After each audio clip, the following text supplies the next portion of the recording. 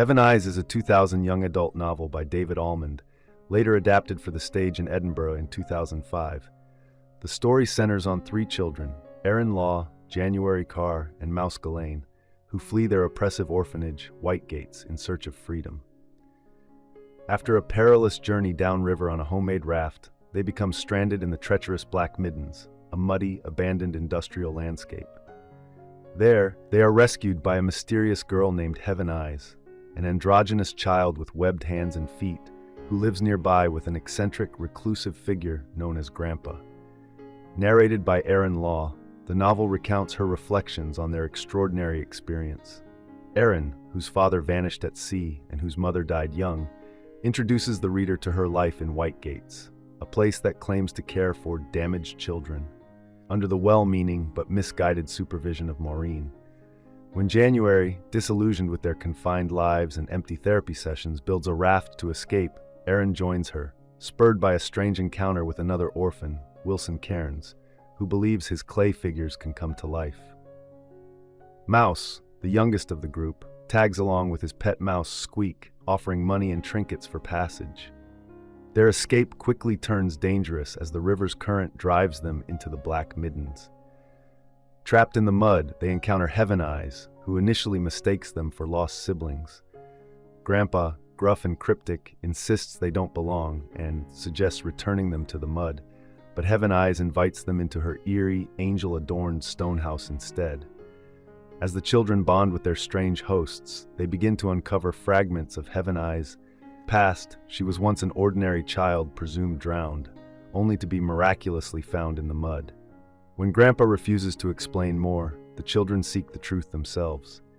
Along the way, they confront visions of a parallel world filled with spirits and must decide whether to embrace this dreamlike mystical realm or return to the harsh reality they tried to escape.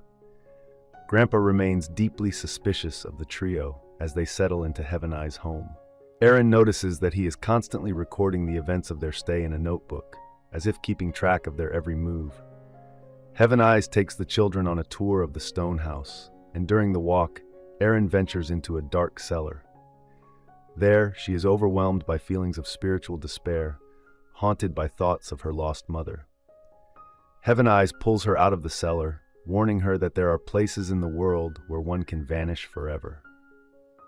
Mouse, with Grampa's reluctant approval, begins to dig through the mud of the Black Middens, despite Grampa's stern reminders to avoid shenanigans.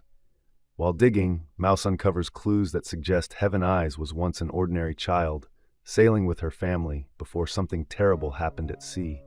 He becomes convinced that Grampa kidnapped her.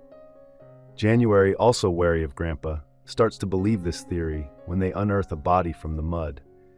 Grampa reacts angrily, while Heaven Eyes insists that the body is that of a saint.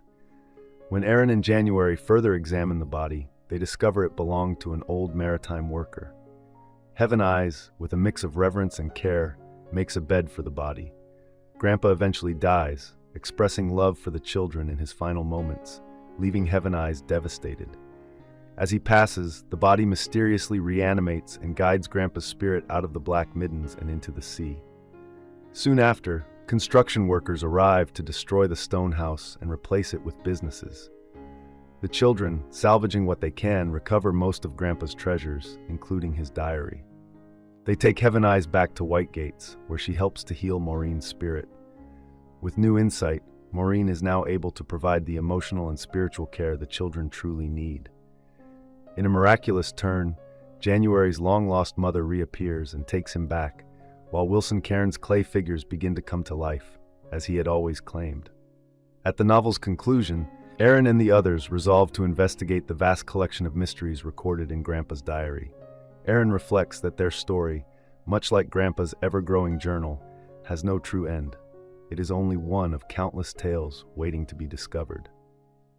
Ultimately, Heaven Eyes uses its fantastical journey, set against the backdrop of an orphanage, to explore orphanhood as a spiritual condition. It suggests that through deep connections with others and the pursuit of personal growth, one can journey out of the darkness of abandonment and find belonging. Thank you for watching. If you enjoy this video, leave a like and subscribe.